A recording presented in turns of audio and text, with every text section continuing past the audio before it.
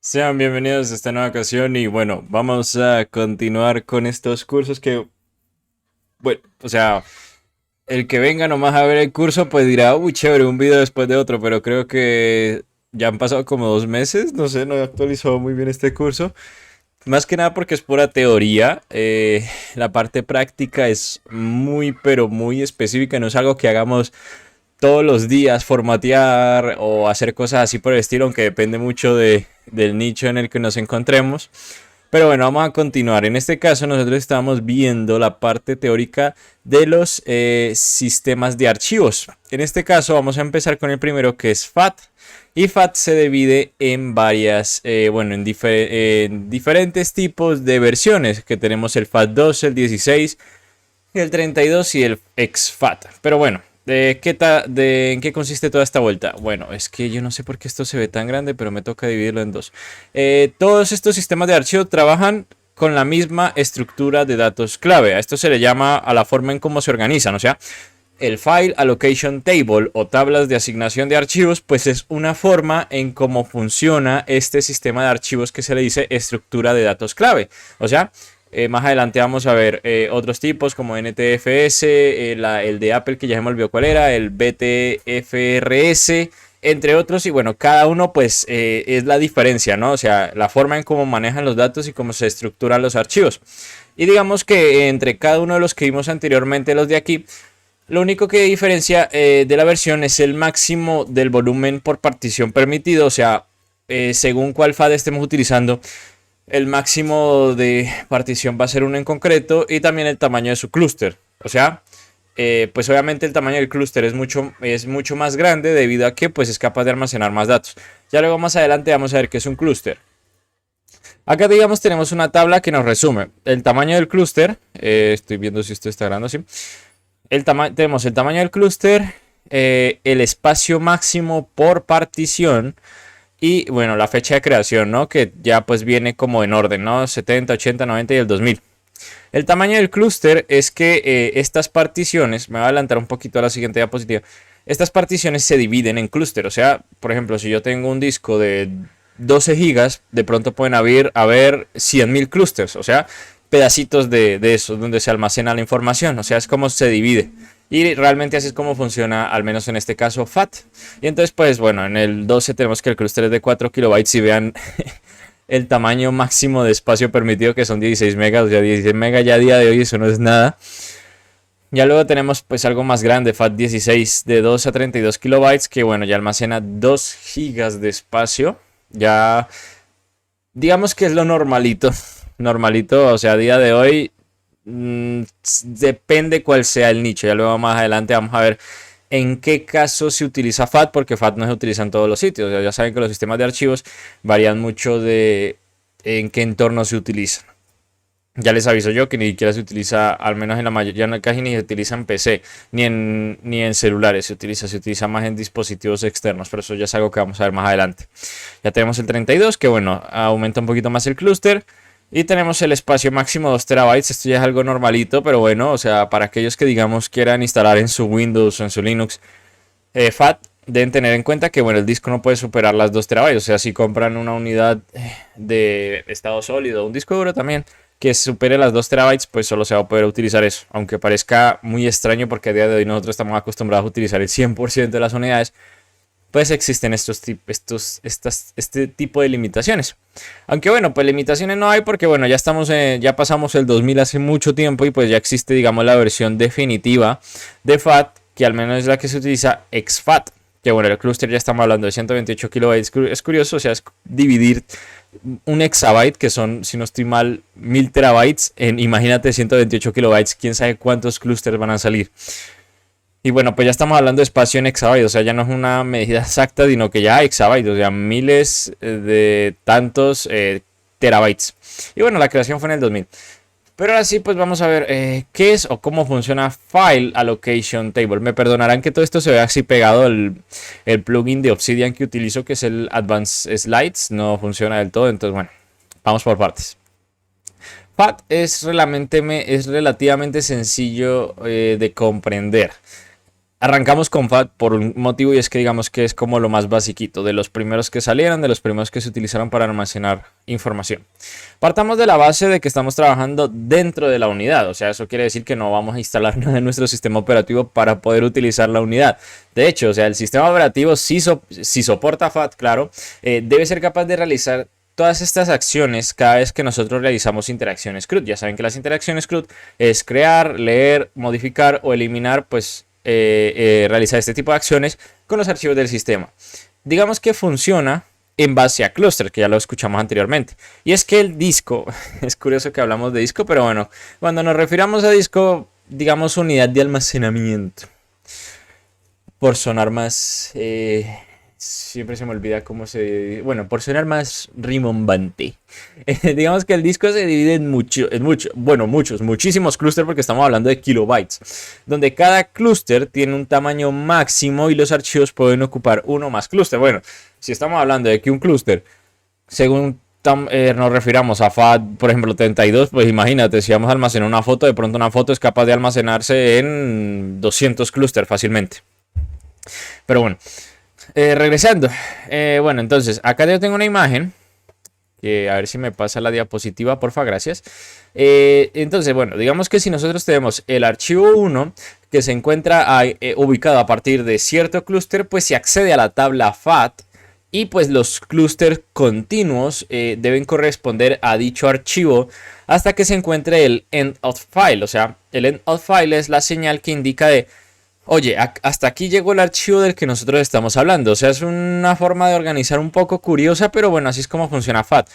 Donde tenemos un directorio raíz que nos dice, pues básicamente, por ejemplo, el file 1 se encuentra, o no, es que ni siquiera nos dice el rango, dice se encuentra a partir del clúster 2.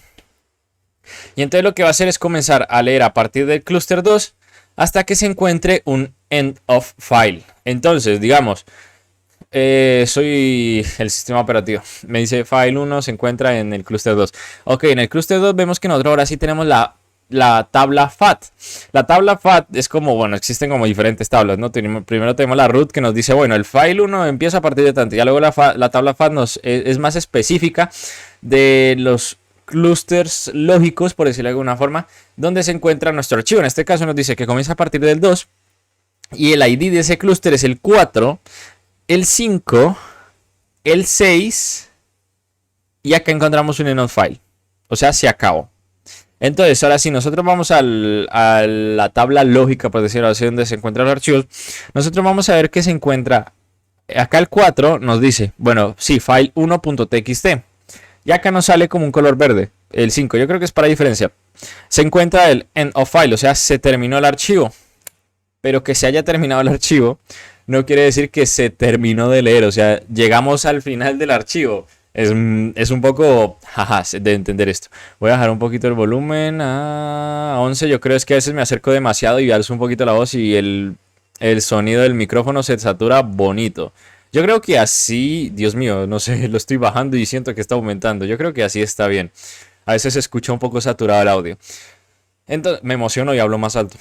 Pero si nos damos cuenta, acá no ha terminado el end of file, porque acá nos dice un 6. Y si se fijan en el 6 nos dice file 1.txt.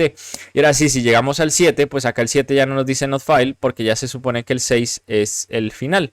Ya luego, pues si nos vemos acá el end of file, pues... Ah, no, el 5 ya esto corresponde a otro. Y bueno, si vemos el siguiente, que es el 7, ya nos dice un end of file. Pero ahora, ¿qué pasa? Porque acá más de uno ya le estará saltando la tripa de ver que el file 1.txt se encuentra acá al principio y no nos está diciendo. Pues digamos que la tabla es mucho más grande, es mucho más complejo de entender. Y pues digamos que es la forma en cómo se organizan los archivos. O sea, y esto es más que nada la fragmentación. Recuerden que la fragmentación, cuando hablábamos de los míticos discos duros, aunque a día de hoy hay gente que lo sigue utilizando, yo creo que lo sigue utilizando es porque no conoce o no sabe la existencia de las unidades de estado sólido. Pero bueno, regresando al tema. Saben que la fragmentación es que nuestro archivo pues se ubica en X cantidad de clusters, pero digamos por el movimiento o por las tareas que realiza el sistema operativo, de pronto nosotros estamos creando un archivo, pero a la vez estamos haciendo otra acción y otra acción. Y al final de cuentas pues se va dividiendo, ¿no? Si de pronto contamos con la suerte suficiente, pues nuestro archivo se va a subir en todos los clústeres siguientes, o sea, va a estar seguidito todo. Y chévere, pero en otros casos que lo normal va a estar dividido en un lado, una parte en un sitio, una parte en el otro, y eso se le llama desfragmentación. La desfragmentación no únicamente ocurre pues cuando hacemos muchas acciones CRUD en el sistema de archivos, al menos en este caso en el FAT, y pues básicamente, digamos, se desacomoda todo. Y pues solíamos realizar lo que es la acción de desfragmentación, que es acomodar cada uno de los segmentos del disco duro. Vale la pena recordar que ya la desfragmentación ya no se realiza en unidades de estado sólido porque son absurdamente rápidas y me parece que las unidades de estado sólido ya de por sí son capaces, independientemente del sistema de archivos. Me estoy arriesgando a decir esto porque no lo investigué, pero lo escuché en algún sitio alguna vez, de que las unidades de estado sólido pues son capaces de almacenar la información pues, de cada uno de los datos que tiene y por eso es absurdamente rápido, independientemente del sistema de archivos. Ahora, también vamos a asignar lo que son características básicas, o sea, básicamente un resumen. O sea, son, ¿cómo les digo? Datos básicos de lo que nos consta de sistemas de archivos. O sea, un sistema de archivos nos consta de cómo se organiza, si tiene soporte para encriptación, corrección de errores, capacitación capacitación, compatibilidad con sistemas operativos, etcétera. Entonces, digamos que yo me encargué de agrupar eso y pues a partir de ahora, cuando entremos a otros tipos de sistemas de archivos, pues siempre vamos a ver esto. O sea, y de pronto al final hacemos como una tabla de comparación pues para ver uno y otro. Empezando con las características bases, tenemos el tipo de sistema de archivos. Digamos que pues puede derivar de uno o pues puede ser el original, el padre. O sea, en este caso estamos hablando de FAT, File Allocation Table. La estructura de archivos es la típica de toda la vida, jerarquía en forma de árbol. El tamaño máximo del archivo, pues como tenemos diferentes tipos de versiones, pues según la versión, que bueno, respecto a la seguridad de permisos, no posee un sistema de seguridad ni permisos robustos, solo se basa en atributos de archivos como lectura, escritura y, bueno, si el archivo está oculto o no, o sea, bastante basiquito. O sea, esto cuando hablamos de seguridad y permisos, pues yo creo que ya no es recomendable tenerlo como tal en un sistema operativo como tal. Ya luego pues tenemos la compatibilidad con sistemas operativos. Acá está el gran potencial de FAT. Y es que es compatible con la mayoría de dispositivos pequeños, con Linux, Windows y MacOS. De hecho, si ustedes tienen, y a mí me pasó una vez, yo quería compartir archivos entre Linux y Windows. Y pues, bueno, en el trayecto borré archivos sin querer porque digamos que Windows tenía NFTS, New Technology NTFS, sí. Linux tenía BTRFS. Y pese a que a mí me salían los archivos porque según cuál sea el sistema de archivos, digamos que desde otro sistema operativo se pueden ver. Depende mucho del sistema operativo y me parece que también del sistema de archivos que maneja dicho sistema operativo. No, me parece que depende solo del sistema de archivos que queremos observar. O sea, si es dentro del sistema operativo o si es fuera. Resulta que al menos el NTFS se puede ver desde el exterior, pero no se puede sobreescribir. O sea, NTFS solo es compatible con Windows y ya se acabó. Entonces yo lo que hice fue pasar archivos de mi Linux a Windows y los perdí. O sea, porque pese a que se pueden ver, no significa que se puedan modificar. Y lo mismo pasa en viceversa. Entonces, pues la solución, ¿cuál es? Que destines, o sea, podrías seguir teniendo, o sea, podrías instalar Windows en FAT o crear una partición aparte para que Windows siga en su NTFS, Linux siga en su BTRFS y tener una adicional pues donde digamos tener como un canal donde se pasen archivos. Eso podría ser una posibilidad y no se descarta, o sea, realmente es viable. Bueno, pero me pasó por no entender los sistemas de archivos. Ahora, hablando del tema de la recuperación de errores, no poseen características avanzadas de recuperación de errores o journaling. Más adelante vamos a ver qué es journaling. Para el tema de la fragmentación, como es un sistema de archivos tan clásico, pues tiende a sufrir de fragmentación, más cuando pues se manejan muchos cambios de archivos y esto pues limita el rendimiento del equipo.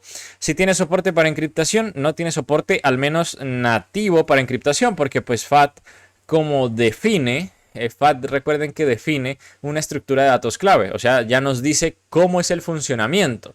Y entonces al conocer su funcionamiento, pues nosotros podemos crear nuestra propia versión de FAT que pues se extienda y funcione con encriptación, tenga journaling, etcétera. De hecho, existe uno que se llama FAT FS, que es un módulo genérico de sistema de archivos basados en FAT para sistemas embebidos pequeños. O sea, tiene su finalidad en concreto. Tampoco es que, uy, lo voy a instalar en mi sistema operativo. No. O sea, en mi computador no.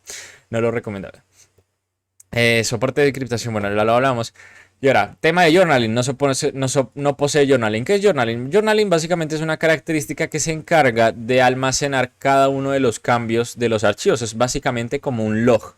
Entonces resulta que yo cambio un archivo, le cambio el nombre, le cambio el contenido, lo elimino, creo otro. Y digamos que pues journaling, o sea, los que se dedican a hacer esta actividad de journaling, que es tener su propio diario, pues algo parecido. El sistema operativo pues se encarga de guardar, o bueno, el sistema de archivo le indica al sistema operativo de que guarde pues cada uno de esos cambios. En este caso no posee journaling, entonces digamos que supongo que para el tema de la recuperación es mucho más complicado. Compresión de archivos, no incluye funcionalidad nativa, que no se pueda, no significa,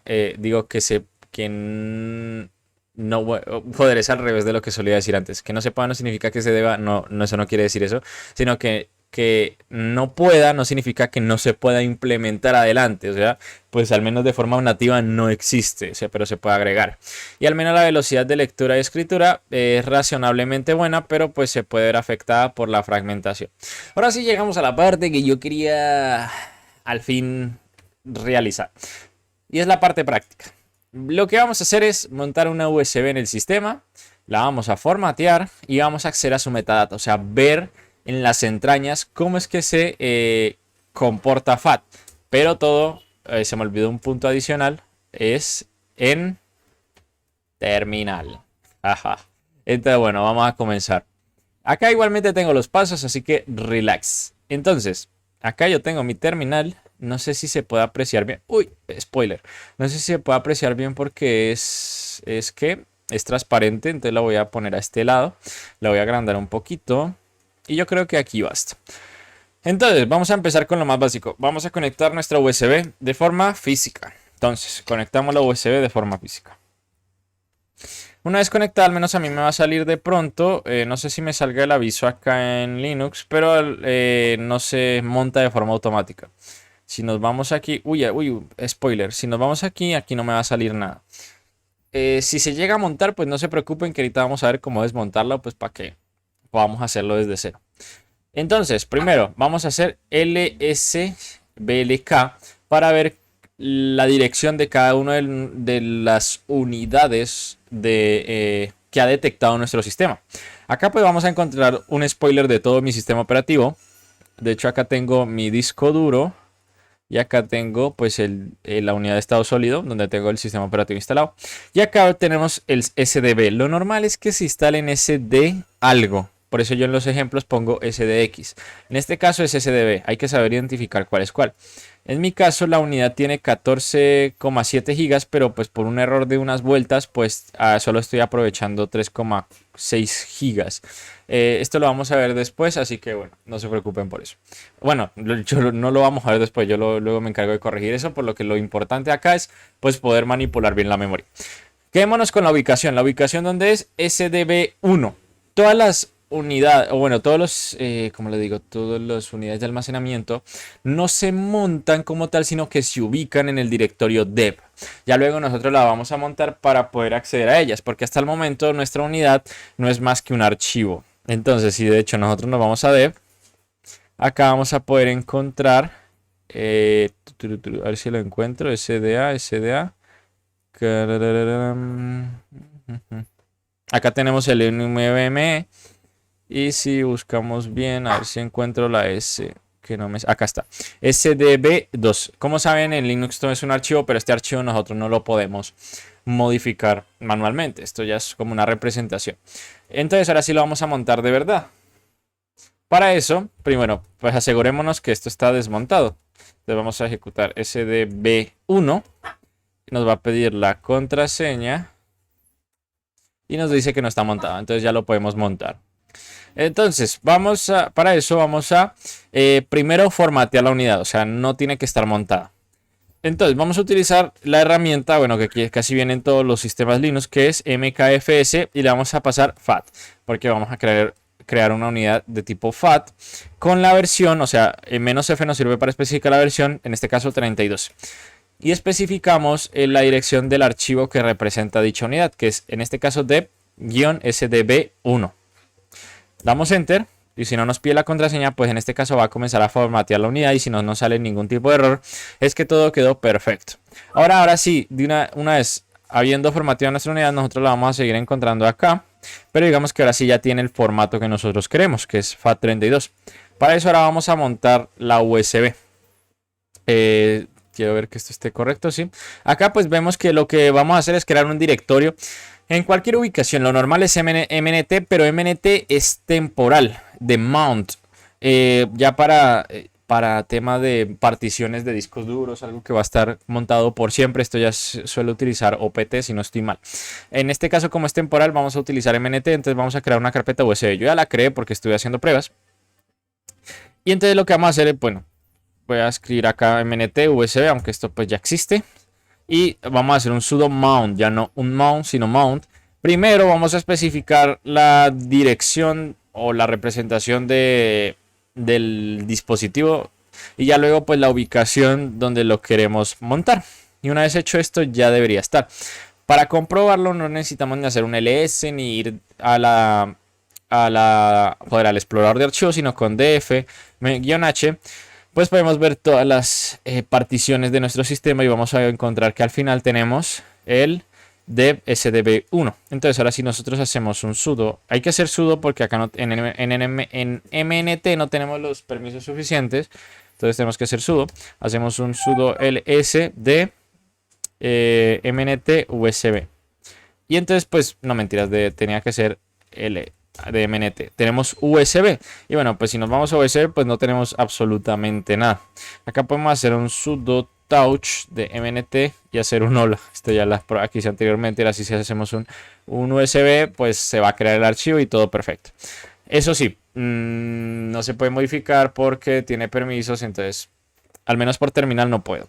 Ya luego si nos vamos al explorador de archivos, si nos vamos a root, nos vamos a MNT, nos vamos a USB y abrimos hola. Me parece que acá sí puedo. Necesito privilegios root. Sí pude, creo que logueándome como root. Si hago un sudo cat mnt usb, mentiras, usb hola, pues acá vamos a ver el contenido. O sea, todo perfecto. Pero una vez ya hecho esto, pues ¿qué nos queda? La parte de acceder a la metadata, o sea, ver la información. ¿Qué es lo que está pasando aquí? Dame contexto. Pues para entender básicamente cómo funciona FAT o ver, digamos, cómo examinarlo. Para eso utilizamos la herramienta fsck. Sudo do fsck -b, v corta. La v corta es básicamente para verbose, o sea, ver la salida de cada paso que realice la herramienta. Allí vamos a especificar no el lugar donde lo montamos, sino como tal el archivo que representa dicha unidad. Acá nos va a dar una serie de instrucciones porque esto también es como si estuviéramos haciendo mantenimiento. Nos dice que, bueno, para checar hay diferentes sectores. Le vamos a decir copiar el original a un backup. Todo igual. Le vamos a, a dar remove dirty bit de que no está montada correctamente. Le damos que sí y le vamos a aplicar cambios. Y bueno, ya se terminó de ejecutar el comando. Pero ahora lo que queremos ver pues es el output, ¿no? Especialmente quiero que se fijen en esto. En esto de aquí hasta aquí. ¿Qué es todo este larguero? Pues bien, esto acá nos está dando información de cómo funciona FAT exactamente. Nosotros tenemos el System ID de MKF que pues indica la herramienta con la que se creó esta unidad, que en este caso es MKFS, y pues se le asignó el tipo FAT. Acá nos está diciendo que al menos en el MediaByte de esto que es una dirección nos dice hard disk, que pues es lo común, ¿no? Es el sistema de archivos por defecto, al menos en la mayoría de discos duros. Acá tenemos temas de lo del logical sector o el tamaño del clúster. Quiero que se fijen en el tamaño del clúster porque tiene mucha relación con lo que vimos anteriormente aquí más arriba. De que el tamaño puede ser de qué. Si utilizamos FAT32 puede llegar a ser de 4 kilobytes a 32 kilobytes. De pronto, pues más adelante podríamos modificar el tamaño del clúster, pero acá se me asignó por defecto a 4 kilobytes, que pues se pueden dar cuenta que son equivalentes a 4096 bytes. Sectores reservados, o sea, podría explicarles todo esto, pero realmente tendríamos que profundizar mucho más en FAT y solo quiero que sepa o tengan una noción básica. Luego, más abajo, ¿qué es lo que tenemos? El tamaño de bits. No, el tamaño de bits, esto ya lo vimos. Sectores reservados.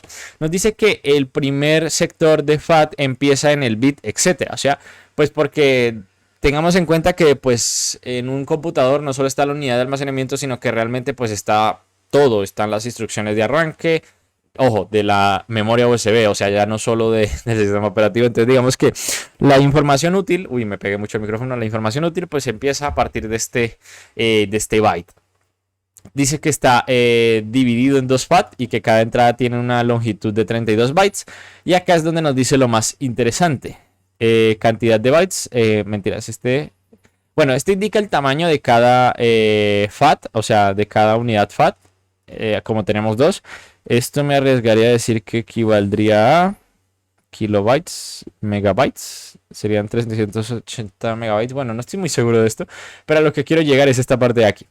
Que nosotros tenemos 950.000 clusters, o sea, repartidos en este tamaño de bytes.